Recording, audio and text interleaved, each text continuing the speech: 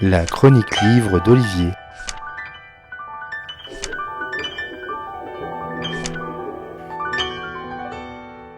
Dans nos livres d'histoire, une des notions que nous avons apprises, c'est la dissuasion, avec le corollaire qui est l'arme de dissuasion massive.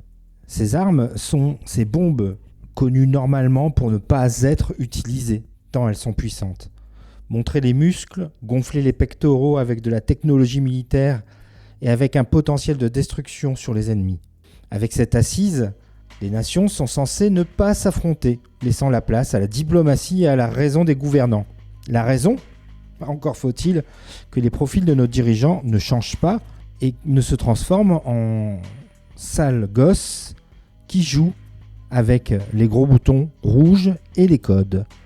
C'est la proposition de Robert McCammon dans Swan Song, tome 1, Le feu et la glace, paru pour la première fois en France chez Monsieur Toussaint Louverture. 16 juillet à Washington, l'heure est grave. La tension monte et face à la situation et sous pression, le président des États-Unis va prendre la décision et en conscience va rentrer ses codes et des silos vont s'ouvrir dans le désert américain pour envoyer des bombes sur les objectifs ennemis. Mais les States sont simultanément touchés. New York dévasté, les plaines de l'Idaho sont du même acabit. Des milliers de morts et combien de survivants ? Ces survivants, comme Swan, cet ado qui va survivre avec l'aide de Josh, catcheur de seconde zone.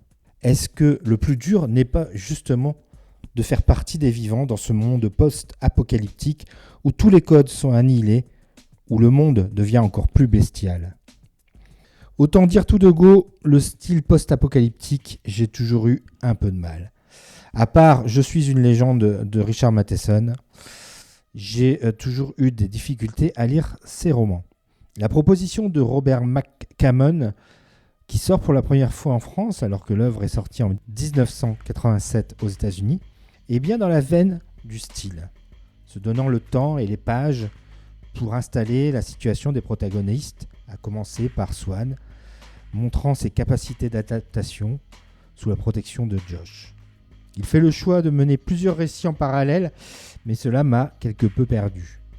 Il n'en reste pas moins une œuvre tentaculaire qui peut se révéler meilleure pour moi avec la lecture du tome 2 qui se passe 7 ans après l'Apocalypse et que je n'ai pas encore lu. Swan Song, en tout cas, montre qu'il y a encore des pépites US à découvrir et que c'est loin d'être le chant du cygne des romans post-apocalyptiques. Voilà donc mon avis sur Swan Song.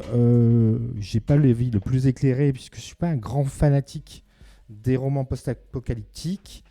Je vous laisse faire le vôtre. Donc je vous rappelle les références.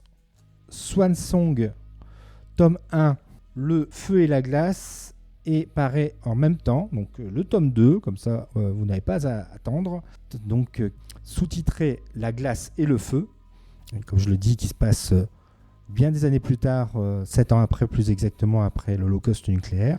Le même auteur, Robert McCammon, et c'est paru chez le même éditeur, Monsieur Toussaint Louverture. Bonne lecture et à bientôt. C'était vraiment très intéressant.